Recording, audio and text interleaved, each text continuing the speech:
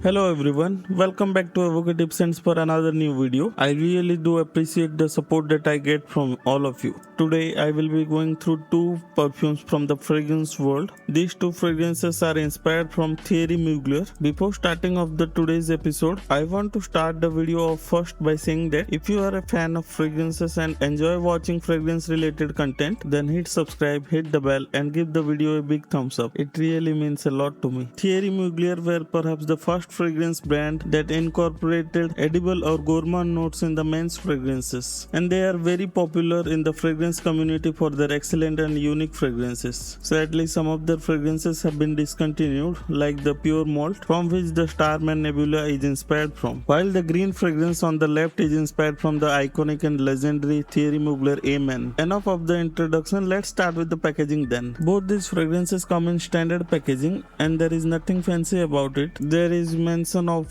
packaging details, expiry date as well as batch code at the bottom of the packet, and then there is further information about the fragrance as well as a hologram for the authenticity of the fragrance. Now coming to the Starman Nebula packaging, it came a bit crumpled up while shipping, but thankfully no harm was done to the bottle. Again, there is same ingredient breakdown at the back of the bottle as well as an hologram.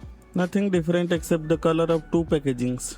Personally, I like the silver packaging a little bit more than the brown packaging. Now let me open up the bottle from the packet. Both these fragrances come in EDP concentration and come in full 100 ml bottle.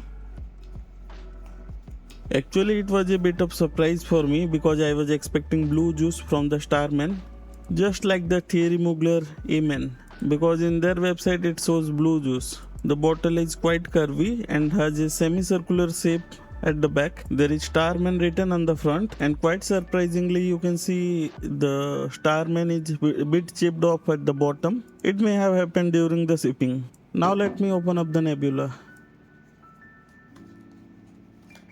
Both come in similar designed bottle, but in terms of juice color, I prefer the Starman Nebula. It is a beautiful golden ambery color juice, and it might just catch more attention in the fragrance collection. The caps of the bottle are in matte black color, and they have a textured finish for better grip. Although you can pick up the bottle with the help of cap, I would still not recommend it. Now let's check the atomizer of both fragrances. The first is Starman Nebula.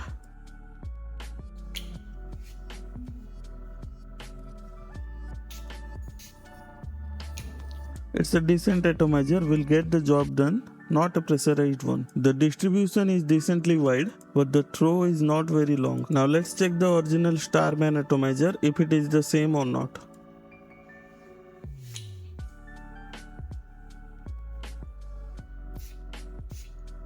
It's not very surprising that both the atomizers are very similar. Both are good enough, will get the job done. Now coming to the important part of this video, the smell of both fragrances. Starting with the original Starman, the scent profile of Starman carries the same DNA of the iconic and legendary Thierry Mugler Amen. It can be a little polarizing smell to some people, but the ones who will appreciate it will love it very much. There are unexpected twists and turns to this fragrance. You may find it to be a bit strange, but it is strange in a very good way. It is little fresh, it is little sweet and dark at the same time. You get a bit of citrusiness along with the dirty and earthy violet lips smell. This fragrance really loves to transform. However, the freshness is not just due to the bergamot present in the top note, it is also due to the mint leaves which are present in the heart note. As the freshness settles down and start going to the background, the iconic combo of coffee and patchouli takes the center stage, with caramel lending the sweetness to it. The fragrance notes are so beautifully intertwined that it makes it a very unique and beautiful fragrance. The dark coffee combines very well with the sweet caramel. The green and earthiness from the patchouli gives the fragrance its signature smell. As the fragrance dries down and the base notes kicks in, the smell becomes chocolatey, a bit like cacao, with a hint of vanilla and little bit of musk. In fact, it is little bit more chocolatey than Amen, which makes it more wearable. Coming to the versatility of this fragrance is more suited to cooler weather. Although there is a bit of freshness, this is more of a dark and sweet fragrance, so it's best suited to winter and cold weathers. It can be worn casually, but I don't know whether you can rock it in office or not, so try it for yourself. Now coming to the Starman Nebula, the flanker of the original Starman, and is inspired from the discontinued Thierry Mugler Pure Malt. There were many popular flankers of the Amen, and I hope that fragrance world does so with the Starman too, especially the Ultra Zest and the Pure Havane. Since the Pure Malt has been discontinued, even if you find the fragrance, it will cost a lot higher than it intended to be. So it is great that at least some sort of alternative exists for the Pure Malt. Now coming back to the smell of Starman Nebula, it has a little bit of fruity opening, little bit of grapefruit along with bergamot, but it is slightly less louder than the original Starman. It's more of a fruity opening with specific lack of mint from the original Starman. Instead, it is dominated by oranges and bergamot. As the fragrance settles down, it again takes up the Starman DNA and mixes up with a beautiful hint of booziness. Along with the presence of coffee and patchouli, there is a beautiful whiskey note that differentiates itself from the original Starman. The booziness of this fragrance is not overwhelming at all. As the fragrance dries down, it becomes more similar to the Starman, although there are a little bit of differences here and there. In the dry down, basically there is amber, musk as well as vanilla. So at the fag end, there is basically little to no difference between them. All the differences arise in the top as well as heart notes of these two fragrances, and those are different enough to make them very different smell from each other.